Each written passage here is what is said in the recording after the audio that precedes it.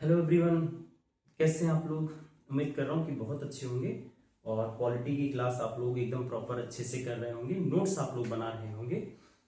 चलिए, तो हम लोग जो टॉपिक पढ़ रहे थे वो थी संसदीय समितियां। समितियों के वर्गीकरण को समझ रहे थे। एक बार जल्दी जल्दी से हम लोग पूरा ड्रॉ कर लेते हैं स्ट्रक्चर, ताकि आपको ठीक से समझ में आए। देखिए, तुम्हारा टॉपिक था संसदीय समितियां। तो जो संसदीय समितियां होती हैं कितने प्रकार की होती है भाई? तो संसदीय समिति होती है दो प्रकार की। एक को हम लोग कहते हैं तदर्थ समिति और दूसरे को कहते हैं हम लोग अस्थाई समिति। ठीक है, पहला होता है तदर्थ समिति। और ये जो तदर्थ समिति है ना, तदर्थ समिति कितने प्रकार की होती है? ध्यान रखेंगे, तदर्थ समिति होती है दो प्रकार की। एक को हम लोग कहते हैं प्रवर या संयुक्त प्रवर समिति, प्रवर समिति, और दूसरे को हम लोग कहते हैं विशिष्ट जांच समिति, विशिष्ट जांच समिति। तो ये होता है तदर्थ समिति। ठीक है, तदर्थ समिति क्या होता है, इसका कार्यकाल क्या है, इसके बारे में हमने बात किया था। आज बस स्ट्रक्चर देखेंगे। और जो दूसरी प्रकार की संसदीय समिति होती है उसको कहते हैं अस्थाई समिति। अस्थाई समिति, अस्थाई समिति 5 प्रकार की होती है। ठीक है, कौन कौन सी होती है देखते हैं। जो पहली होती है इसे हम लोग कहते हैं वित्तीय समिति। पहली समिति को क्या बोलेंगे? वित्तीय समिति। और वित्तीय समिति के 3 भाग होते हैं। वित्तीय समिति का जो पहला प्रकार होता है इसे हम लोग कहते हैं प्राक्कलन समिति, इसको बोलते हैं प्राक्कलन समिति। जो दूसरा होता है इसे बोलते हैं लोक लेखा समिति, लोक लेखा समिति। और जो तीसरा होता है इसे हम लोग कहते हैं सार्वजनिक उपक्रम समिति, सार्वजनिक उपक्रम समिति। तो ये वित्तीय समिति के कुल 3 प्रकार होते हैं। एक एक को भी हम डिटेली पढ़ेंगे, अभी बस स्ट्रक्चर हम लोग देख रहे हैं। उसके बाद जो स्थायी समिति का दूसरा होता है उसको हम लोग कहते हैं विभागीय समिति, विभागीय समिति। और अस्थाई का जो तीसरा होता है इसे हम लोग कहते हैं जांच समिति, जांच समिति। और एक होता है संसद की या सदन की समिति, संसदीय सदन की समिति, सदन की समिति, समिति। और एक होता है छानबीन समिति, छानबीन समिति, है ना। तो कुल मिलाकर के ये 5 प्रकार की समितियां होती हैं अस्थाई समितियों में। ठीक है, अब हम एक एक को पढ़ेंगे कि वित्तीय समिति क्या है, प्राक्कलन क्या है, लोक लेखा क्या है, सार्वजनिक क्या है, एक एक को समझते हैं। फिलहाल समितियों का यही स्ट्रक्चर है, यही फॉर्मेट है। चलो शुरू करते हैं हम लोग प्रवर या संयुक्त प्रवर समिति से। देखते हैं।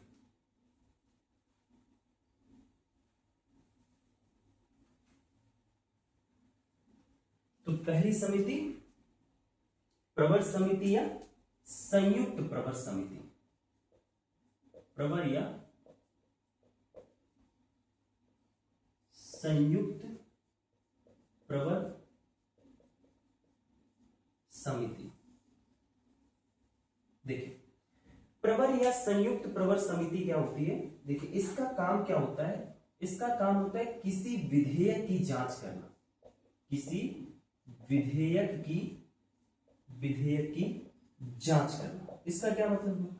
जैसे मान लेते हैं कि कोई विधेयक संसद में आया, तो उस विधेयक की प्रॉपर डिटेलिंग के तहत ये लोग जांच करते हैं कि भाई ये जो विधेयक आया है ये हमारे संविधान के अनुरूप है कि नहीं है, मूल ढांचे को प्रभावित कर रहा है कि नहीं कर रहा है, कहीं ये संविधान का उल्लंघन तो नहीं कर रहा है, या संविधान की ये अवमानना तो नहीं कर रहा है। तो इस सब चीजों की जांच करने की जो जिम्मेदारी होती है ये होती है प्रवर या संयुक्त प्रवर समिति की। ठीक है, अब इसका जो गठन होता है प्रवर या संयुक्त प्रवर समिति का, इसका गठन होगा अलग अलग सदन में। अगर इसका गठन होता है अलग अलग सदन में, अगर इसका गठन होगा तो ध्यान रखेंगे, तो अलग अलग सदन यानी लोकसभा में भी होता है और राज्यसभा में भी होता है। तो अगर अलग अलग सदन में इसका गठन हो रहा है तो इनके सदस्यों की संख्या 30 होगी।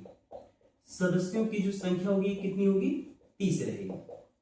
ठीक है, लेकिन अगर इसका गठन संयुक्त प्रवर समिति के तहत हो रहा है तब जो सदस्यों की संख्या होगी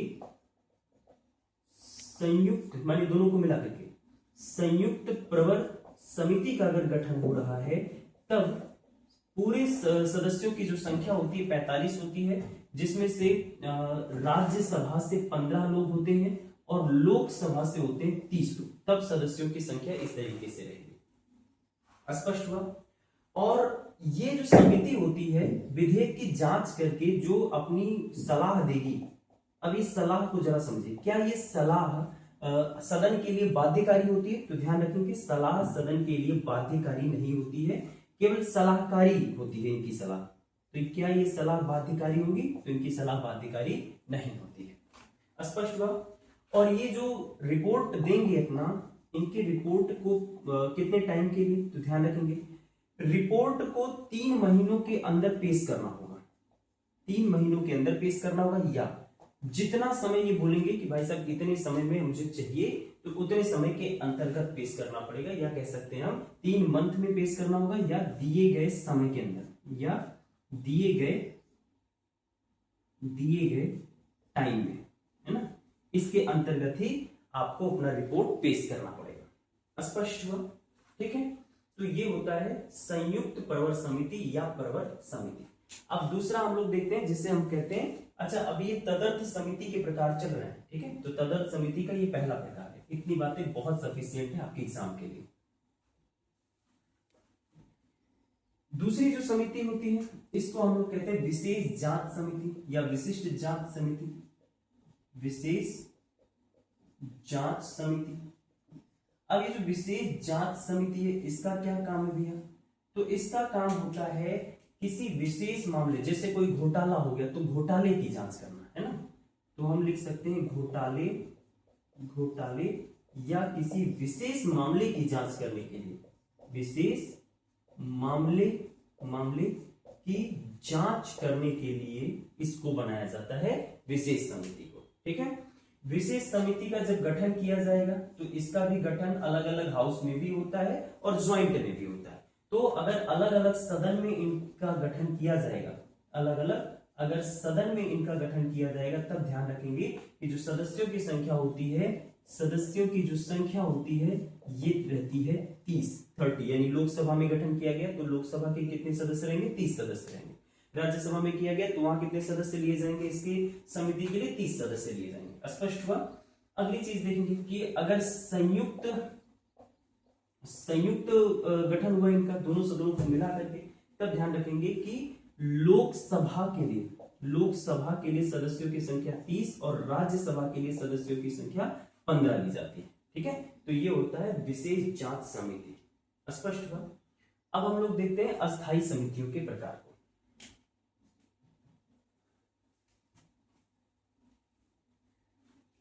अस्थायी समिति के प्रकार क्या होते हैं भैया? अस्थायी समिति के प्रकार देखते हैं। अस्थायी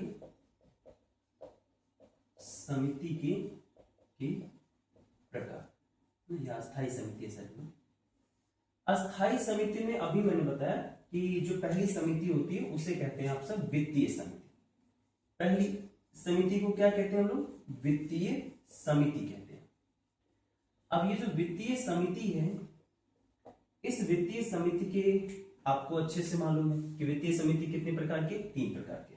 तो एक एक को देखते हैं कि वित्तीय समिति की कहानी क्या होती है। नंबर 1, वित्तीय समिति में पहला क्या होता है? प्राक्कलन समिति। तो प्राक्कलन समिति को हम समझते हैं। प्राक्कलन समिति में क्या बातें हैं? देखिए, प्राक्कलन समिति का काम होता है कि ये खर्चे का अनुमान लगाती है, माने किसी योजना के लिए कितना खर्चा लगेगा उस खर्चे का अनुमान कौन लगाता है? प्राक्कलन समिति लगाती है। ठीक है, तो प्राक्कलन समिति का काम क्या होता है? जिसका काम होता है खर्चे का अनुमान लगाना। और ये ध्यान रखेंगे कि सबसे बड़ी समिति यही होती है, सबसे बड़ी समिति होती है, ये समिति होती है। ठीक है, और खर्चे का अनुमान लगाना या कह सकते हैं एस्टिमेट बनाने का काम करती है। खर्चे का अनुमान लगाना इसका कार्य होता है। और इसका जब गठन किया जाता है तो ये गठन किया जाएगा केवल लोकसभा में। ध्यान रखेंगे, इसका गठन कहाँ होगा? केवल लोकसभा में होगा, केवल लोकसभा में होगा। और अगर लोकसभा में इसका गठन हो रहा है तो यहाँ पे कितने सदस्य होंगे? सदस्यों की संख्या रहती है इसमें 30 सदस्य रहते हैं। और ये देखेंगे कि ये जो सदस्य होते हैं इनकी नियुक्ति कहां से होती है? तो इनकी नियुक्ति लोकसभा के सदस्यों से ही होगी, लोकसभा के सदस्यों में से होती है, ठीक है। और एक चीज ध्यान रखेंगे कि मंत्री इसका सदस्य नहीं होगा में से, लेकिन मंत्री इसका सदस्य नहीं रहता है, मंत्री इसका सदस्य नहीं रहता है। नहीं तो मंत्री अगर जैसे मंत्री कोई बजट पेश कर रहा है ना, अब मंत्री जी अपने विभाग के लिए एक बजट पेश करा रहे हैं, तो खर्चे का अनुमान कितना लगाएं, ये मंत्री जी अगर यहाँ आ जाएंगे तो अपने हिसाब से करा देंगे ना, कि जहां 4 लाख रुपए लगने वहां 8 लाख लगाते हैं, मंत्री जी का अनुमान कुछ इस तरीके से बढ़ जाएगा। इसलिए मंत्री जी इनके सदस्य नहीं होते हैं, है ना, इसका सदस्य नहीं होते हैं। और नियुक्ति जो है, ये नियुक्ति करता कौन है? तो नियुक्ति करने का काम करते हैं स्पीकर, लोकसभा के जो स्पीकर होते हैं, स्पीकर क्या करते हैं? प्राक्कलन समिति के जो सदस्य होते हैं उनको नियुक्त करते हैं। स्पष्ट हुआ? ठीक है। और इसका जो रिपोर्ट होता है, ये रिपोर्ट स्पीकर को दिया जाता है, ठीक है। ये वित्तीय समिति जो बनाई जाएगी, अब वो खर्चे का अनुमान लगाएगी, खर्चा यानी बजट का, बजट का अनुमान लगाएगी। अब इसका जो रिपोर्ट आएगा, ये रिपोर्ट किसके पास जाएगा या किसको दिया जाएगा? तो रिपोर्ट जाएगा स्पीकर के पास में, लोकसभा के स्पीकर के पास में जाएगा, ठीक है। और रिपोर्ट की जो चीजें रहती हैं वो बाध्यकारी नहीं रहती हैं, सलाहकारी रहती हैं। रिपोर्ट की चीजें सलाहकारी रहेंगी, ना कि ये समिति अपनी रिपोर्ट को बाध्यकारी करके देता है, ठीक है। रिपोर्ट में अगर कोई सलाह दिया गया है तो केवल और केवल सलाहकारी के तौर पे रहेगी, केवल अनुशंसा की जा सकती है, बाध्यकारी नहीं होती है, ठीक है। तो ये बातें होती हैं आपकी प्राक्कलन समिति में, जो कि वित्तीय समिति का पहला प्रकार था। स्पष्ट हुआ? अब प्राक्कलन समिति का एक जुड़वा बहन होती है, उसको ऐसे बोलते हैं प्राक्कलन समिति का जुड़वा बहन, लोकलेखा समिति, क्योंकि ये खर्चे से पहले का अनुमान लगाती है और खर्चे के बाद की चीजें जो होती हैं वो लोकलेखा समिति होती है ना, तो इसीलिए इसको बोलते हैं जुड़वा बहन। तो अब देखते हैं वित्तीय समिति का दूसरा प्रकार क्या है बाबू। तो वित्तीय जो समिति है, वित्तीय समिति का दूसरा प्रकार जिसे आप लोग कहते हैं लोक लेखा समिति, लोक लेखा समिति। लोक लेखा समिति की कहानी क्या है? सिंपल सी, जानते हैं आप सब कुछ? नहीं, कोई बात नहीं। देखिए, तो लोक लेखा समिति क्या करती है? देखिए, इसका काम होता है कि इसका कार्य क्या होता है? तो जो CAG होती है, कैग को भी हम आगे पढ़ेंगे। तो जो कैग होती है, कैग की जो रिपोर्ट आती है, कैग की जो रिपोर्ट आती है, इसी रिपोर्ट के आधार पर, जैसे कैग क्या करती है? कैग सरकार के द्वारा खर्च किए गए या लोन लिए गए इन सब का पूरा हिसाब किताब रखती है, ठीक है। कैग अब कैग अपनी हर साल की रिपोर्ट को पारित करती है, प्रस्तुत करती है। तो कैग की जो रिपोर्ट होती है, उसी रिपोर्ट के आधार पर जो सरकार की लेन देन है,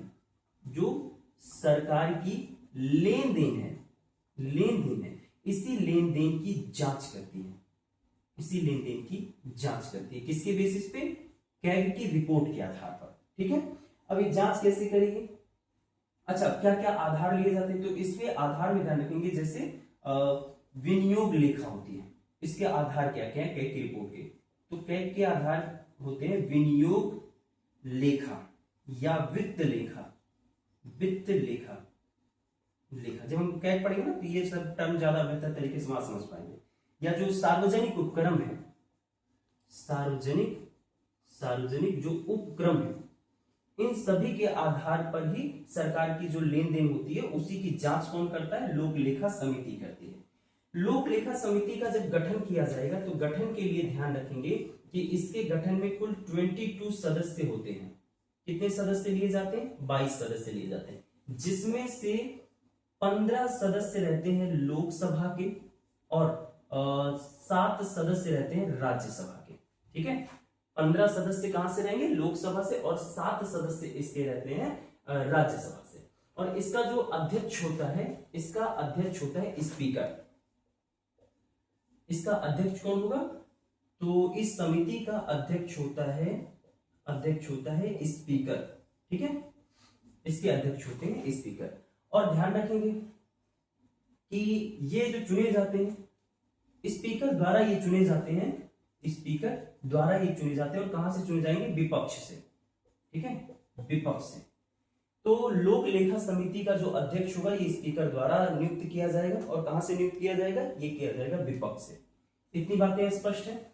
और एक बात ध्यान रखेंगे कि कोई भी मंत्री यहाँ इसका सदस्य नहीं रहता। क्या इसके सदस्यों में कोई मंत्री शामिल है? तो ध्यान रखेंगे इसका सदस्य कोई मंत्री नहीं होता है, बल्कि लोकसभा या राज्यसभा के सदस्य होते हैं। और वो सदस्य, देखो मंत्री भी तो सदस्य होता है ना, लेकिन आपको 15% और 85% वाली कहानी का ध्यान है, तो ये 15% वाले लोग इसका सदस्य नहीं रहते, यानी मंत्री इसका सदस्य नहीं रहता। स्पष्ट हुआ?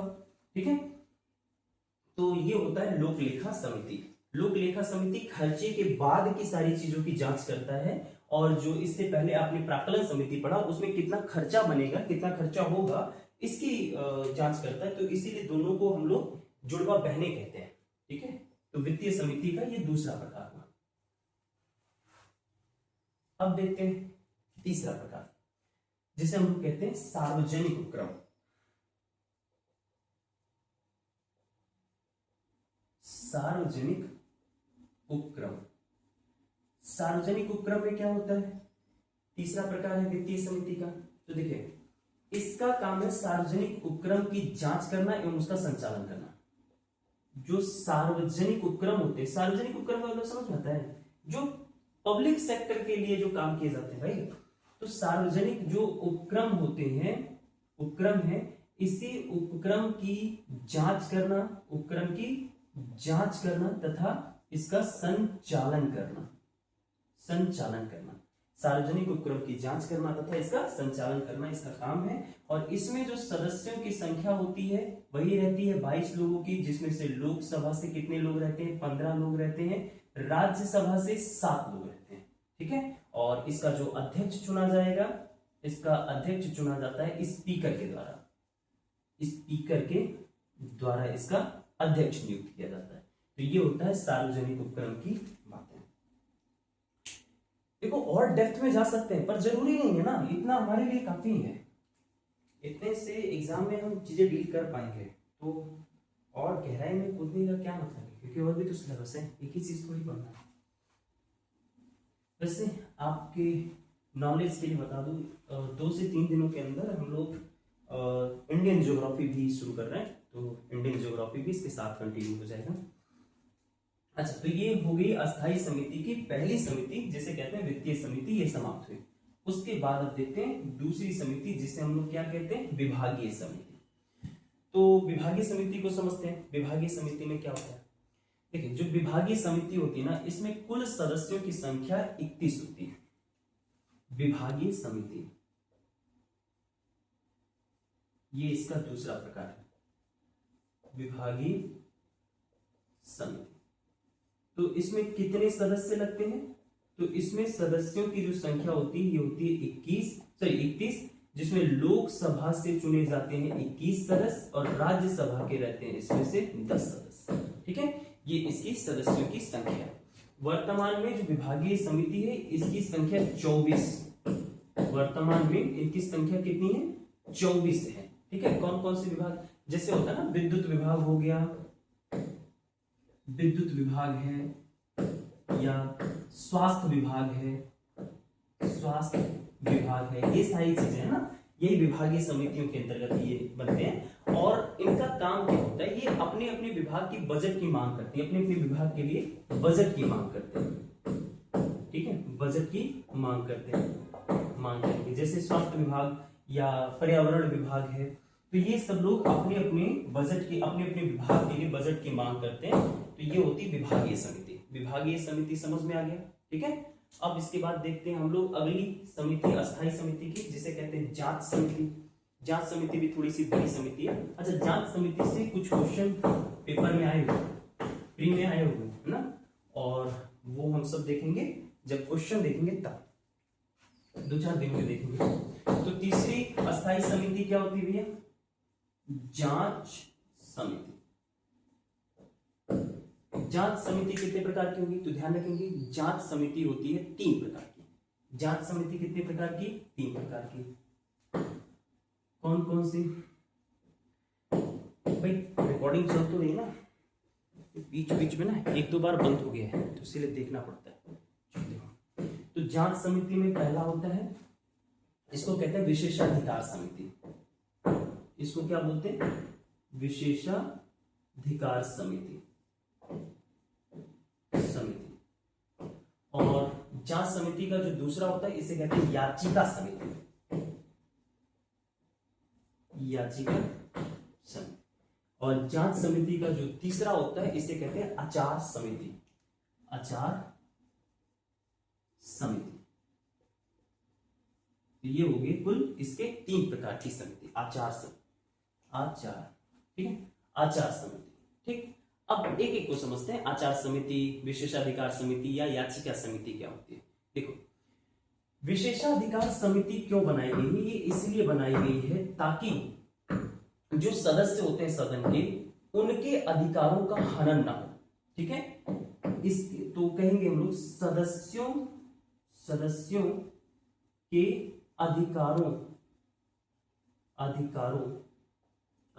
का हनन ना हो, ये होता है जांच समिति की, विशेषाधिकार समिति का कार्य। यानी जो विशेषाधिकार समिति होती है इसका मूल काम यही है कि जो सदन के सदस्य हैं उनके अधिकारों का हनन ना हो, या दूसरे शब्दों में कह सकते हैं कि संसद की अवमानना की शिकायत करेगी ये समिति।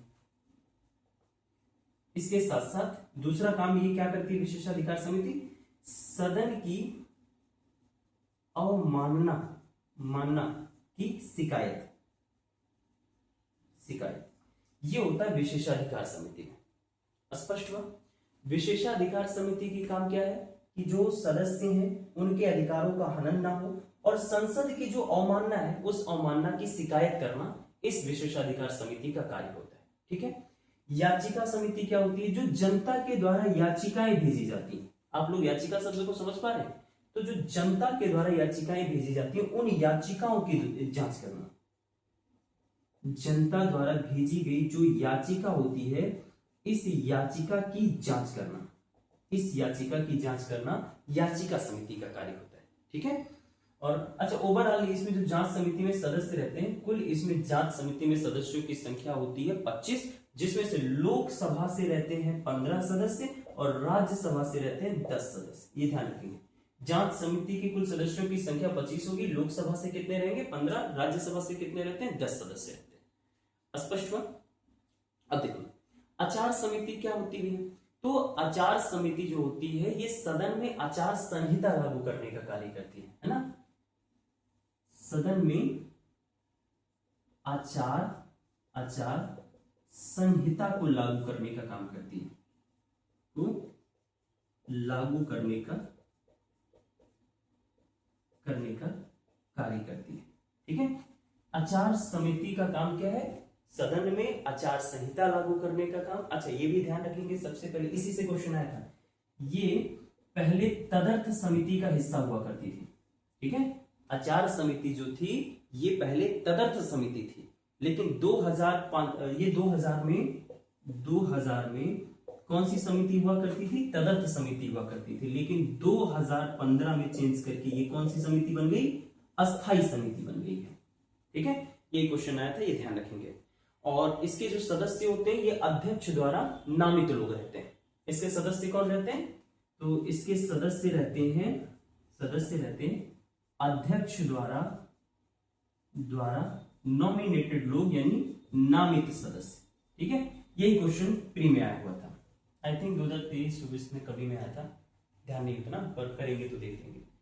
तो आचार समिति का काम क्या भैया, सदन में आचार संहिता को लागू करना, और इसके जो सदस्य होते हैं अध्यक्ष द्वारा नामित किए जाते हैं। और पहले ये तदर्थ समिति थी 2000 में, लेकिन 2015 में चेंज करके इसको अस्थाई समिति कर दिया गया। तो ये होती है अपनी जांच समिति। अब 2 छोटी समितियां और हैं, उनको खत्म करते हैं, फिर संसदीय समिति समाप्त हो जाएगी।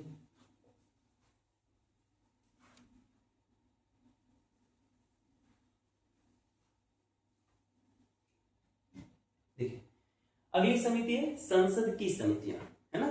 तो संसद की समितियों में क्या क्या चीजें होती हैं, देखो संसद की समितियों में भी कई समितियां होती हैं। संसद की समितियां,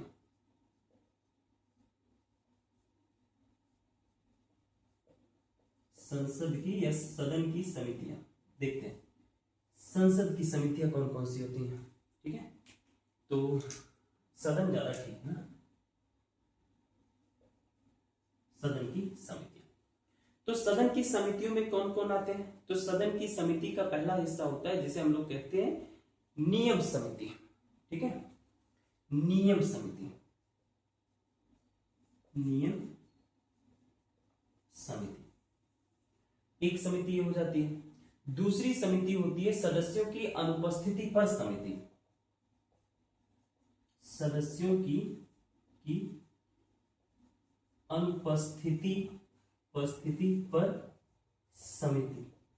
आपको याद होगा पिछली कक्षाओं में हमने बात किया था कि अगर कोई भी सदस्य है वो अपने सदन में बिना सूचना के 60 दिनों तक अनुपस्थित रह जाता है लगातार, तो फिर उसको उस सदन से सदस्यता उसकी समाप्त हो जाती है।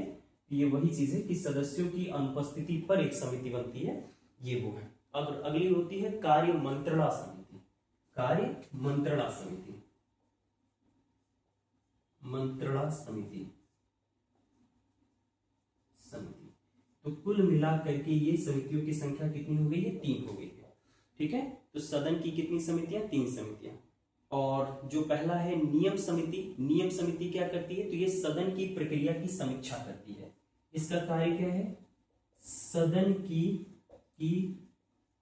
प्रक्रिया की समीक्षा करना, माने रिव्यू करते रहना कि सदन की जो प्रक्रिया है वो सुचारू ढंग से चल रही है कि नहीं चल रही है। अगर इसमें हम सदस्यों की संख्या की बात करें, इसमें सदस्यों की संख्या की अगर हम बात करें तो जो लोकसभा है अपना, लोकसभा से यहाँ होते हैं 15 सदस्य और राज्यसभा से यहाँ रहते हैं 16 सदस्य, 15 सदस्य और राज्यसभा से सदस्यों की संख्या रहती है 16 सदस्य, 16 सदस्य।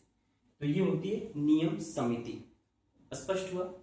और सदस्यों की अनुपस्थिति पर जो समिति होती है, मतलब सदस्य जब अनुपस्थित होंगे तो उनकी पूरी विवेचना करने के लिए एक समिति बनानी पड़ती है, जिसे हम लोग कहते हैं सदस्यों की अनुपस्थिति पर समिति।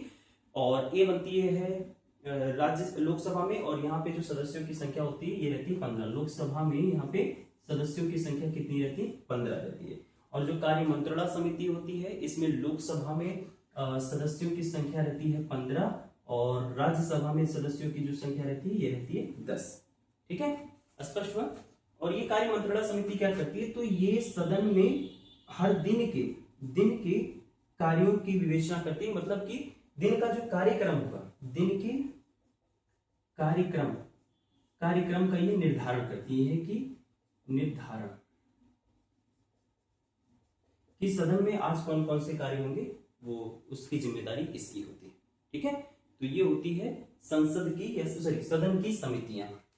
अब एक और होती है लास्ट, छानबीन समिति। इधर ही देख लेते हैं इसे, छानबीन समिति, छानबीन समिति। छानबीन समिति में क्या होता है, छानबीन समिति का काम होता है जांच करना।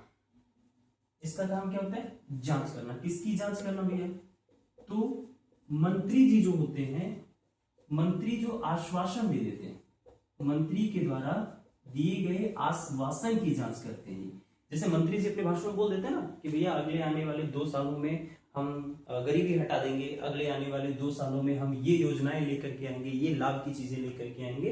तो ये जो मंत्री द्वारा जनता को दिया गया आश्वासन होता है, उसी की जांच कौन करता है, छानबीन समिति करती है। ठीक है, जो छानबीन समिति होती है ये 3 प्रकार की होती है। एक तो होती है सरकारी आश्वासन समिति।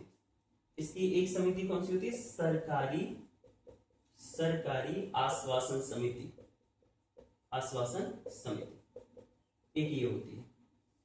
और इसमें अगर आप देखेंगे इसी का काम होता है ये मंत्री के आश्वासन की जांच करना। ठीक है, और इसके अगर हम सदस्यों के बारे में बात करें तो इसमें जो लोकसभा होती है, लोकसभा के 15 सदस्य रहते हैं और जो राज्यसभा होती है उसके रहते हैं 10 सदस्य। तो ये इसके सदस्यों की समिति होती है। और इसकी एक समिति होती है SC/ST समिति, SC/ST समिति। इसमें कुल जो सदस्यों की संख्या होती है ये रहती है 30, जिसमें से जो 20 सदस्य रहते हैं ये लोकसभा के रहते हैं और जो 10 सदस्य रहते हैं ये रहते हैं राज्यसभा के। और एक होता है दस्तावेजों की समिति, है ना, जो दस्तावेज होते हैं उनकी जांच करने के लिए एक समिति होती है। तो ये है तीसरी प्रकार की इसकी जो छानबीन की समिति होती है, दस्तावेजों की समिति। और दस्तावेजों की समिति में कौन कौन से सदस्य होते हैं, तो ध्यान रखेंगे लोकसभा से इसमें रहते हैं 15 सदस्य और राज्यसभा से रहते हैं इसमें 10 सदस्य। इसका काम क्या है, जो डॉक्यूमेंट्स होते हैं, दस्तावेज होते हैं, उनका निरीक्षण करना, उनकी जांच करना। तो ये है समितियां। समितियों के बारे में इतना डाटा आपके लिए बहुत पर्याप्त है। और कुछ पढ़ना होगा इससे संबंधित या आपको कम लगेगा तो आप 1.5 GB डाटा का सही उपयोग कर सकते हैं। आज के लिए इतना ही। अब हम कल से पढ़ेंगे भारत की न्यायपालिका को।